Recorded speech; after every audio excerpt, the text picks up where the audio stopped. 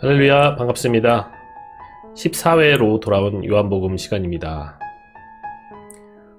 이제 무더위가 오는 것 같아요, 벌써. 겨울 양복을 벗지 못하다가 봄 양복을 입었는데 지금 더운 것 같습니다. 갑자기 봄이 없어지고 여름이 온 것 같은데요. 이 건강 여러분들 환절기에 주의하시고요. 또 코로나로부터도 안전하게 보호받기를 주님의 이름으로 기도드립니다. 오늘 14회는요 좀 5장을 다 마무리하려다 보니까요 좀 길었습니다. 그래서 제가 임의로 중간에서 좀 컷을 해서 파트 1과 파트 2로 나눌 것입니다. 하나로 녹화를 했는데 두 개로 나눠서 2주에 걸쳐서 할 것이고요. 이번에는 파트 1을 보시면 될 것 같습니다. 지난주에 우리가 베데스다 연못가 38년 된 병자 치유를 받았잖아요. 너무나 감사하고 고마운 일이지만 유대인 당국자들은 이것을 안식일에 치유를 했다고 해서 이것을 문제로 삼았습니다. 도대체 왜 안식일에 치유를 했느냐? 이유가 무엇이냐? 누가 너를 치유해 주었느냐?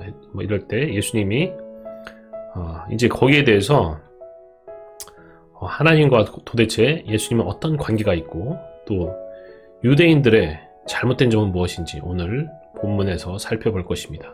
그럼 본격적으로 학습을 시작해 보도록 하겠습니다.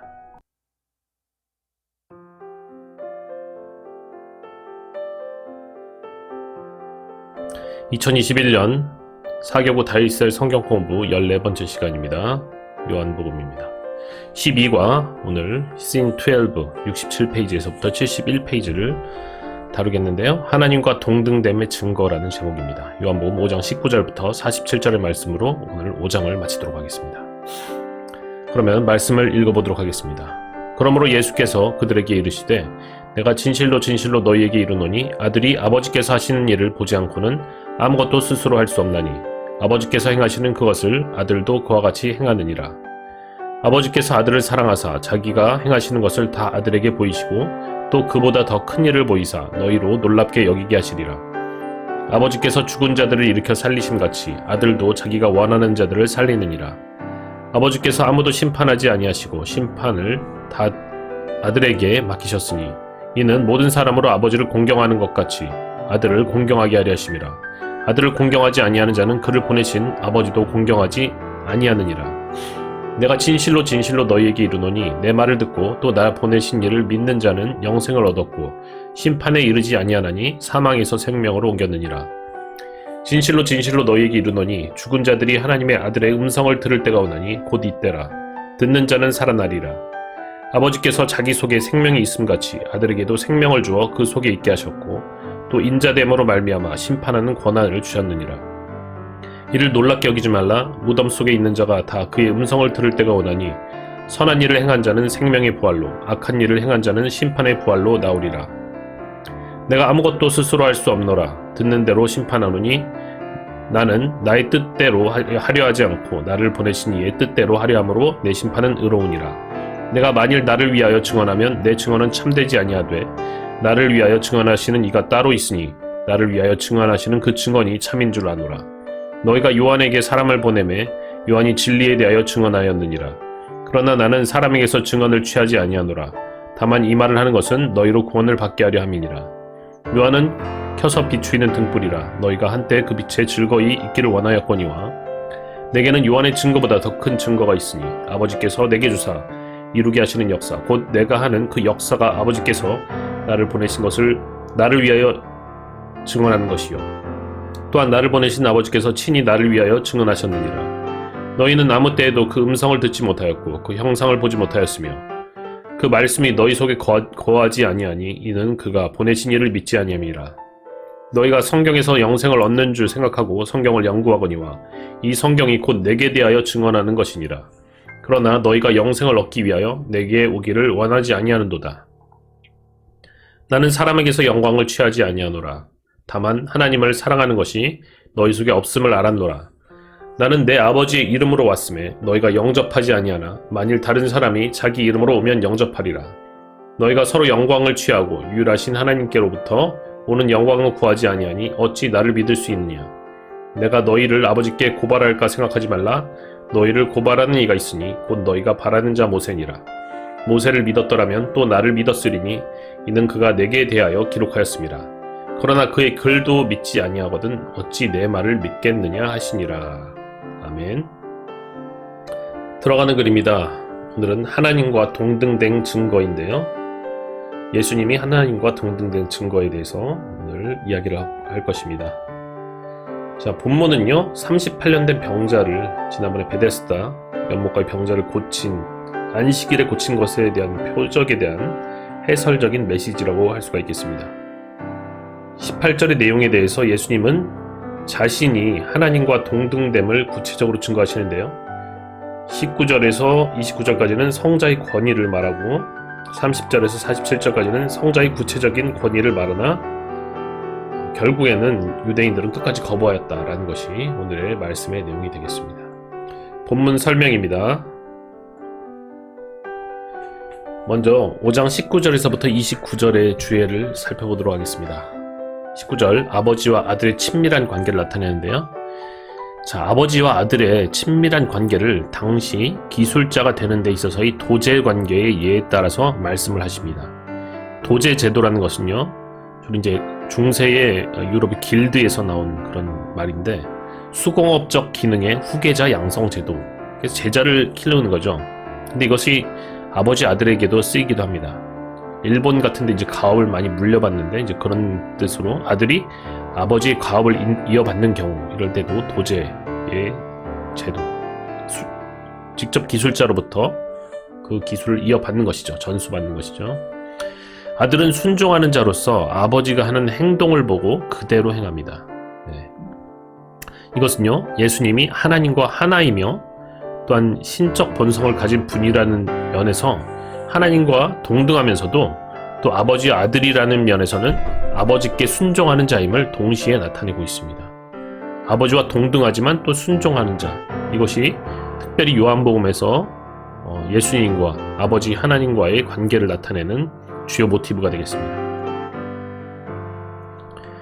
자, 그 다음 더 큰 일을 보이시고 아들도 죽은 자를 살린다라는 20절, 21절 말씀인데, 자, 하나님은 아들을 사랑하셔서 그가 행하는 모든 것을 아들에게 보여주십니다. 근데 아들은 아버지께 순종함으로 또 그 사랑을 표출을 하시는 거예요. 그리고 아버지는 병자를 고치는 일, 지금 베데스다 연못가 병자 고쳤죠? 이거보다 더 큰 일을 보여주실 거라고 합니다. 여기에는요, 21절에 나오는 죽은 자를 살리는 것을 포함해서 인간이 할 수 없는 여러 가지 기적적인 일들을 지칭하고 있는 것이죠. 그리고 아버지가 하는 것처럼 그대로 아들도 죽은 자를 살릴 것이다 라고 얘기합니다. 자, 구약성경 열왕기하 5장 7절에 보면요, 이 죽은 자를 살리는 일은 오직 하나님만이 하실 수 있는 일이었습니다.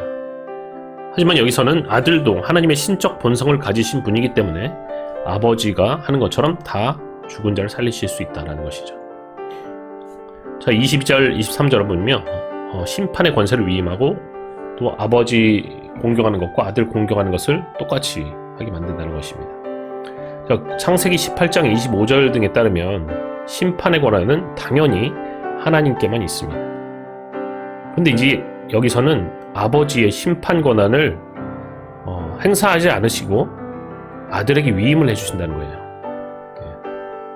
하나님 아버지에게만 있는 심판의 권한을 아들에게 위임한다. 근데 왜 그렇게 하느냐? 사람들이 아버지를 공경하는 것 같이 아들도 공경하게 하기 위해서다라는 거예요. 결국 아들 공경과 아버지 공경은 뗄 수 없는 불이한 것이다 라는 것이 오늘 말씀에 나와 있는 것입니다. 하지만 유대인들은요, 하나님은 공경한다, 항상 입으로 얘기하죠. 하나님은 공경한다. 하지만 예수님은 안식일을 범한 자고 신성모독을 한 자라 여겨서 이 불의한 공식에 대해서, 뗄 수 없는 공식에 대해서 부정을 하고 있는 것입니다. 24절, 25절은 실현된 영생과 부활. 여긴 약간 좀 어려울 수 있는 그런 개념이 들어가는데 한번 잘 들어보시기 바랍니다. 실현된 영생과 부활. 자, 믿음의 대상이 하나님으로 나오지만 내 말을 듣고 또 나를 보내시니 이런 뜻으로 나오죠. 믿음의 대상은 하나님으로 나옵니다. 근데 문맥상 예수님을 믿는 것과 하나님을 믿는 것은 분리가 안 돼요. 즉 예수님을 믿은 사람은 이 땅에서 이미 영생을 소유하여 종말이 이미 이 땅에서 실현되었다라는 뜻입니다.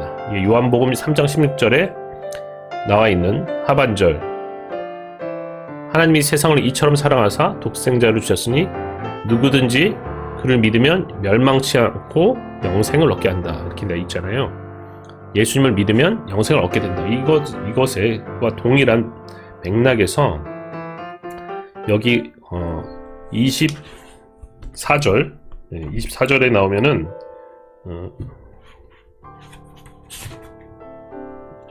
24절에 내 말을 듣고 또 나 보내신 이를 믿는 자는 해서 하나님을 대상으로 하지만 문맥상으로는 예수님을 믿는 사람이 영생을 소유해서 심판에 이르지 않고 사망에서 생명으로 옮겼다라고 얘기를 하고 있는 것입니다. 자, 25절은요. 진실로 진실로 너희에게 이르노니 죽은 자들이 하나님의 아들의 음성을 들을 때가 오나니 곧 이때라. 듣는 자는 살아나리라. 자, 미래에 있을 부활을 말하고 있잖아요. 죽은 자들이 하나님의 아들의 음성을 들을 때가 온다. 미래의 얘기를 하고 있지만 동시에 바로 이때라, 곧 이때라, 그 시점을 바로 지금이다 라고 지칭합니다. 이것을 실현된 종말론이다 라고 얘기하는데요. 실현된 종말론이 무슨 말이냐, 영어로 Realized Eschatology라고 하는데요. 종말이 이 세상의 끝을 얘기하는 것이 아니고 예수님이 오신 때로부터, 처음 오실 때로부터 종말이 시작된다는 그런 이론입니다. 예수님이 오실 때부터 마지막 때가 시작된다는 거예요. 왜냐하면 하나님의 나라가 임하기 때문에, 예수님을 통해서 임하기 때문인데, 문제는 이것이 끝이 아니라는 거죠. 시작된다는 것이지 완성된 것은 아니라는 것입니다. 그래서 이것을 이미와 아직의 긴장 상태라고 많이 이야기를 합니다. Already but not yet이다. 이미 하나님의 나라가 시작됐고 종말이 시작되었는데 아직 완성된 것이 아니다. Not yet. 그래서 완성은 나중에 예수님께서 다시 재림하실 때, 심판주로 오실 때, 그때 이제 완성이 된다는 것입니다. 그래서 이것을 실현된 종말론이라고 해요. 어떻게 보면 종말이 일부 실현된 것이라고 할 수가 있겠죠. 완전 실현된 것은 아니다. 그래서 실현된 영생. 그래서 이런 긴장 상태에 있는 것입니다. 자, 26절, 27절 생명의 전이와 인자됨으로 갖는 심판권 얘기하고 있는데요. 생명은 오직 생명으로부터만 나올 수가 있습니다. 26절에 보면 그래서 아버지께서 자기 속에 생명이 있음 같이 아들에게도 생명을 주어 그 속에 있게 하셨고, 아버지에게 생명이 있죠. 하나님 앞에 참 생명은 하나님께만 있는 것인데 하나님은 그 생명을 아들에게도 주었다라고 얘기하는 거예요. 생명이 전이가 되었다. 그래서 전이를 돼서 받았기 때문에 아들은 또 다른 사람에게 생명을 줄 수가 있게 된다는 것이죠. 그리고 27절에 보면 또 인자됨으로 말미암아 심판하는 권한을 주셨느니라. 생명을 줄 수도 있고 또 심판을 줄 수도 있는데, 예수님에게 심판권이 있으면 이미 22절에서 아들에게 다 맡기셨다고 그랬잖아요. 그래서 이미 언급이 되었는데 왜 심판권을 주셨느냐, 특별히 인자됨으로 이 심판권을 갖게 되었다. Son of Man 이미 때문에 갖게 되었다. 이게 무슨 말일까? 여러 가지 설들이 있습니다. 사실 특히 다니엘서 7장과 관련돼서 여기 보면 인자가 뜨인 돌로 모든 신상을 부수는 모습, 이게 나중에 묵시적으로 일어날, 나중에 오실 메시아를 이야기하는 것인데, 그때도 여기 보면 헬라어에서 이 부분만 관사가 안 써있어요. Son of Man, 영어로 치면 Son of Man, The Son of the Man이 아니고 그냥 Son of Man 이렇게 돼 있고, 그 다니엘서에도 Son of Man으로 관사가 없이 나오는데, 그래서 이 묵시적으로 일어날 일, 계시록적으로 일어날 일을 말하기 위해서라는 그런 설명들도 있는데요. 제가 선택한 그런 주장은 크레이그 키너라는 학자가 주장한 것이 가장 타당하다고 생각해서 적어봤어요. 이 얘기는 예수님이 완전히 인류 가운데로 들어오며 그러므로 인류에 관한 적합한 심판자라는 것입니다. 왜냐하면은 하나님이 이제 예수님 성육신을 하셔서 인간의 몸을 입고 오셨는데 인간이 겪을 모든 걸 다 겪었다는 거예요. 그래서 겪었기 때문에 자격이 주어진다는 거예요. 그래서 적합한 심판자로서의 자격을 인류로 가운데 들어와서 얻었기 때문에 예수님이 그 인자됨으로 인해서 이 심판권을 부여받았다라고 해석하면 큰 무리가 없을 것입니다. 자, 28절, 29절을 보면 부활에 관해서 나오는데요. 자, 25절에 실현된 종말론에 입각한 그런 부활, 결국 현재 바로 지금 이루어지는 그런 부활과 달리 28절에 나오는 것은 이를 놀랍게 여기지 말라 무덤 속에 있는 자가 다 그의 음성을 들을 때가 오나니. 자, 미래의 부활을 의미하고 있어요. 음성을 들을 때가 오나니. 그리고 29절에 따르면요, 부활에는 두 가지 종류가 있습니다. 첫 번째 생명의 부활로서 선한 일을 행한 자는 생명의 부활로, 그리고 두 번째 심판의 부활, 악한 일을 행한 자는 심판의 부활로 나오리라 이렇게 되어 있습니다. 자, 요한복음의 문맥상 이것은 단순히 어떤 행동을 했거나 행위를 한 것을 나타내는 것이 아니고, 자, 선한 일들을 행한 자들은 자신들이 행한 일들이 하나님으로 말미암아 행해진 일들이라는 것을 분명히 나타내기 위해 빛으로 나온 자들이라는 거예요. 빛으로 나온 자들. 자, 요한복음 3장 21절을 보면요, 진리를 따르는 자는 빛으로 오나니 이는 그 행위가 하나님 안에서 행한 것임을 나타내려 함이라 하시니라, 이런 거예요. 두 번째로 악한 일들을 행하는 자들이라는 것은 자신들의 행위가 악함으로 빛보다 어둠을 더 사랑한 자들. 그래서 요한복음 3장 19절에 그 정죄는 이것이니 곧 빛이 세상에 왔을 때 사람들이 자기 행위가 악함으로 빛보다 어둠을 더 사랑한 것이니라.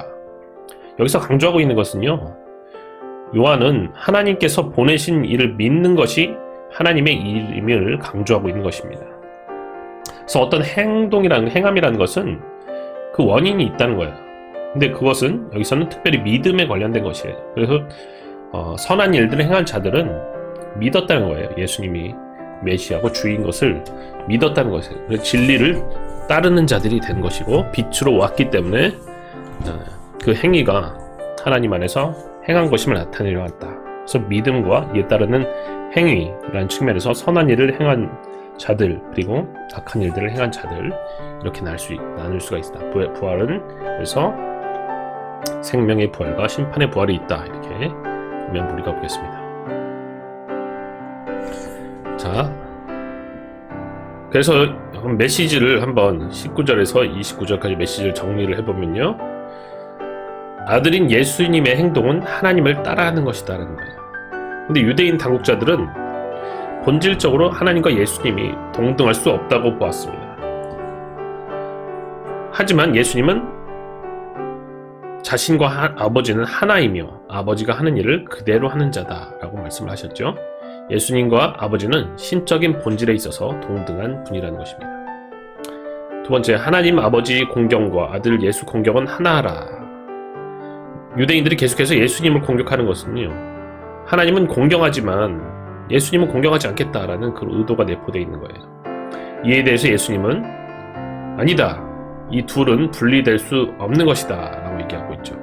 여기에는 하나님과 예수님이 하나다라는 것이 전제가 되어 있습니다. 그 다음, 영생은 예수 믿을 때에 얻는 것이면서 동시에 미래에 완성될 그 무엇이다. 자, 영생은 하나님의 자녀가 될 때 얻은 것이고요. 그래서 이미 실현된 것입니다. already 라고 있겠죠. 동시에 이것이 완성되는 것은 미래다. not yet이다. 그래서 양자에는 이미와 아직까지 긴장이 있으며 이것이 한쪽으로 기울어지게 되면요, 이 땅이 천국이 되는지 아니면 이 땅은 장망성이 되고 만다는 것입니다. 여기서 장망성이라는 것은 영어로 City of Destruction이라고 해서 장차 미래에 망할 성읍이란 뜻인데 애굽의 5성읍 가운데 하나로 지칭이 됐습니다. 장망성. 자, 한쪽으로 어떤 그런 종말론이 기울어지면 그냥 이 땅이 천국이 돼버리는 거죠. 그래서 천국 벌써 왔으니까 이제 뭐 다 우리는 더 이상 뭐 긴장할 것도 없다. 아니면은 이 땅은 장차 망할 성읍이 된다. 뭐 약간 극단적으로 나가게 된다는 것이죠. 장차 망할 성읍이 된다. 자, 우리가 이번 달에 우리 교회에서 고린도 전후서를 지금 다루고 있는데 고린도 교회 성도들이 그 문제점이 하나가 뭐였냐면 과실현된 종말론이다. 그래서 over-realized eschatology. 종말론이 과도하게 실현됐다는 거죠. 그래서 이 사람들은 내가 이미 부활했다 이거예요. 신령한 몸을 입었다. 천사와 같은 몸이 되었다. 그렇기 때문에 내 몸 마음대로 해도 된다. 그래서 뭐 자유주의적으로 쾌락주의적으로 나가기도 하고 아니면 아예 금욕주의적으로 나가서 또 부인들은 남편이랑 이제 결혼을 끝내버리고 우리는 어차피 천국에는 장가가는 것도 없고 시집가는 것도 없는데 결혼 뭐하러 하냐. 그래서 이렇게 또 결혼 안 하는 사람들한테 결혼하지 말아라 이렇게 압박하기도 하고 종말론이 과도하게 실현되기도 했던 것이 바로 고린도 교회 성도들. 아직 성숙하지 않은 상황에서 성령을 받았을 때 일어났던 일이 있었습니다. 그래서 종말론은 참 좀 주의해서 받아들여야 될 필요가 있는데 또 그렇다고 너무 무시해서도 안 되는 것이 바로 종말론이 되겠습니다. 자, 두 번째로는 5장 30절에서 38절의 주제를 한번 살펴보겠습니다. 자, 아들의 심판이 의로운 이유가 30절에 나와 있는데 심판의 권세를 위임받은 예수님은 마지막 날에 있을 심판과 관련해서조차도 철저하게 아버지의 말씀과 뜻을 따를 것이므로 의롭다 하신다 이거예요. 자, 우리가 하나님만이 의로운 심판이 가능하신데 예수님은 아까 22절에 보면은 아버지가 심판을 안 하고 아들에게 위임한다고 했잖아요. 이 위임 받아서도 마지막 날에 이제 심판하실 때조차도 철저하게 아버지의 말씀과 뜻을 따르기 때문에 그래서 아무것도 스스로 할 수 없고 듣는 대로 심판할 것이기 때문에 그건 그대로 하나님 뜻이 되지 않습니까? 그렇기 때문에 의로운 심판이 가능하다라는 것이고요. 31절에서 37절 보면 그래서 예수님의 말씀의 정당성을 입증할 증언이 뭐냐. 자, 지금 말씀을 스스로 막 하고 있잖아요, 예수님이. 근데 유대 법에 따르면, 유대인의 증언법에 따르면 스스로 혼자 얘기하는 것은 이거는 그 좋은 게 아니에요.